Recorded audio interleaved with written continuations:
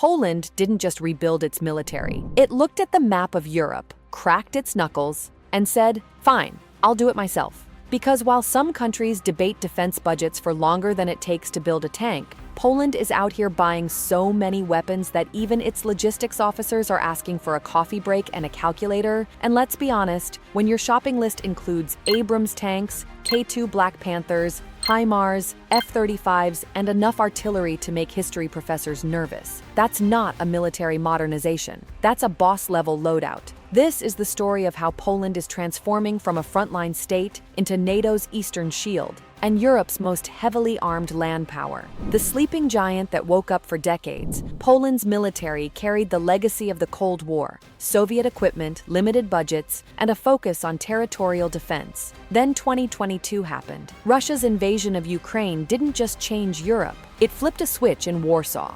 Almost overnight, Poland made a decision that stunned the world: spend more on defense than any other NATO country as a share of GDP, build one of the largest armies in the alliance, replace Soviet-era gear with the most advanced Western and Korean weapons available. And this isn't talk. Poland is now dedicating around 4.8% of its GDP to defense, the highest in NATO. That's not a budget, that's a transformation. Manpower, the human wall of NATO. Before we even get to the hardware, we need to talk about people. Because Poland isn't just buying equipment, it's building an army to use it. Today, the Polish armed forces number over 216,000 personnel, making them the third largest military in NATO after the United States and Turkey. And the long-term goal? 300,000 troops. That's not just national defense. That's a force designed to hold the entire eastern flank. And here's the scary part for any potential enemy. Poland isn't building a slow, bureaucratic army. It's building one designed for high-intensity, modern, large-scale war.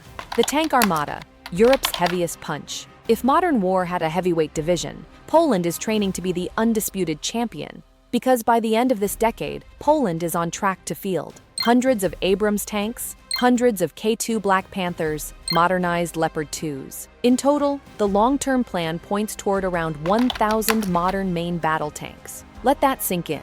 That would make Poland the largest tank force in Europe, one of the most powerful armored forces in NATO. And these aren't museum pieces. The M1A2 SEPV3 Abrams is one of the most advanced tanks on Earth. The K2 Black Panther, fast, automated, deadly, built for modern warfare. This isn't defense, this is an armored avalanche. At this point, Poland isn't buying tanks, it's collecting them like Pokemon. Gotta catch them all, but with 120mm cannons. Artillery, the god of war. If tanks are the fist, artillery is the thunder. Poland is building one of the largest artillery forces in the Western world, centered on Crab self-propelled howitzers, K9 thunder systems, rocket artillery like HIMARS, and the numbers are staggering. Hundreds of modern howitzers in the pipeline. Why does this matter? Because Ukraine showed the world one brutal truth. Artillery still decides wars, and Poland is making sure it has more of it than almost anyone else in Europe.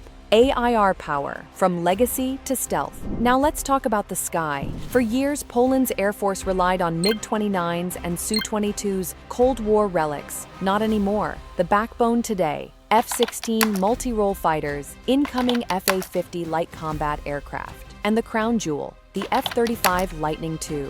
Poland has ordered 32 F-35 stealth fighters, with full operational capability expected by the end of the decade. This changes everything, because the F-35 isn't just a fighter, it's a flying command center, a stealth intelligence node, a battlefield network in the sky.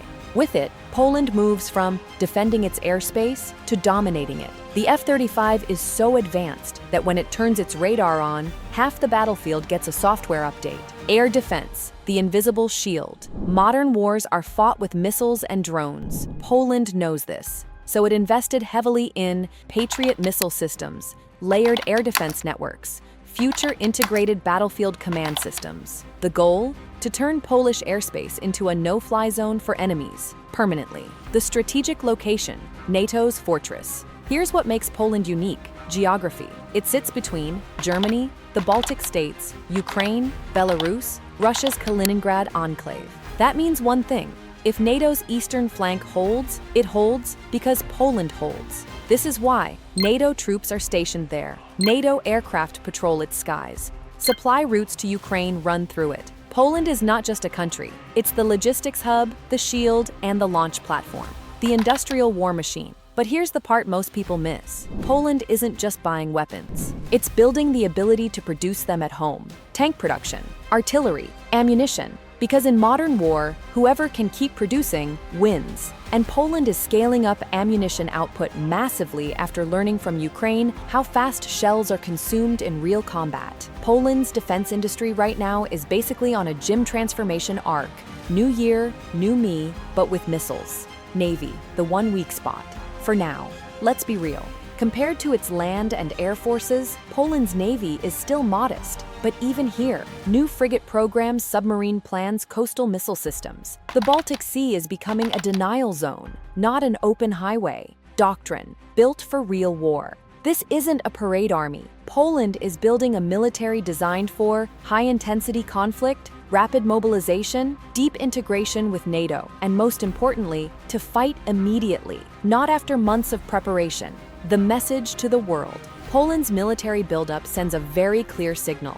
To allies, we are the shield.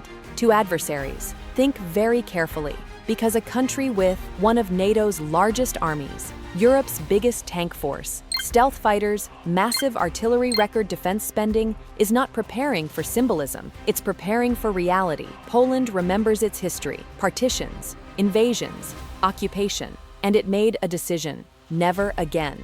So today, on NATO's eastern frontier, something remarkable is happening. A nation that once had to rely on others for its survival is becoming one of the strongest military powers in Europe. Not slowly, not cautiously, but at a speed that is rewriting the balance of power. This isn't just rearmament. This is the rise of NATO's Iron Giant. And if the current trajectory continues, Poland won't just be defending Europe, it will be leading its defense.